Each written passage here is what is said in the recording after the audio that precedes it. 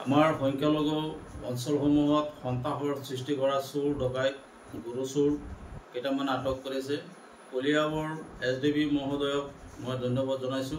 কলিয়াবৰ কাৱৈমাৰী আম্মাগান থানাৰ যৌথ অভিযানত যোৱা ৰাতি কেইটামান চোৰ ডকাইত আটক কৰিছে। অসম চৰকাৰৰ পুলিচ বিভাগক ধন্যবাদ জনাবই লাগিব।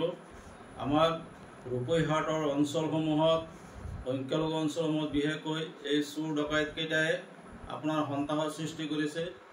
গয়া ৰাইজৰ নিদ্ৰা হৰণ কৰিছে। প্ৰত্যেকৰ গৰুৰ গোহালিৰ পৰা গৰু চুৰি হৈছে আৰু গোধন পোহপালন কৰি গৰীব দুখীয়া মানুহসমূহ চলে আৰু ল'ৰা ছোৱালীক লিখা পঢ়া কৰায়, ছোৱালীক বিয়া দিয়ে, গোধন গৰু ছাগলী আৰু আপোনাৰ ডকাইতি কাণ্ড লগত সংঘটিত কৰা এই যিকেইটাক আটক কৰিছে এইকেইটাক কঠোৰতম কঠোৰ শাস্তি দিব লাগে।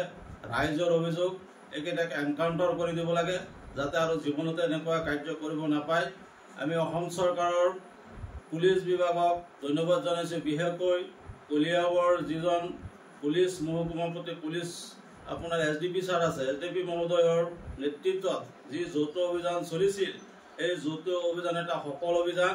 বহুদিন ধৰি আপোনাৰ এইটো অঞ্চলত সন্ত্ৰাসৰ সৃষ্টি কৰিছিল আৰু এই সন্ত্ৰাসৰ সৃষ্টি কৰা এই দুষ্কাৰ্যৰ লগত জড়িত থকা কেইটাক পিষ্টল আৰু বিভিন্ন অস্ত্ৰসহ যে আটক কৰিছে তাৰ কাৰণে আমি অসম চৰকাৰৰ এইকেইটা থানা আৰু কলিয়াবৰ SDB মহোদয়ক আকৌ এবাৰ মোৰ মনৰ পৰা ধন্যবাদ আৰু আন্তৰিক ধন্যবাদ জনাইছোঁ।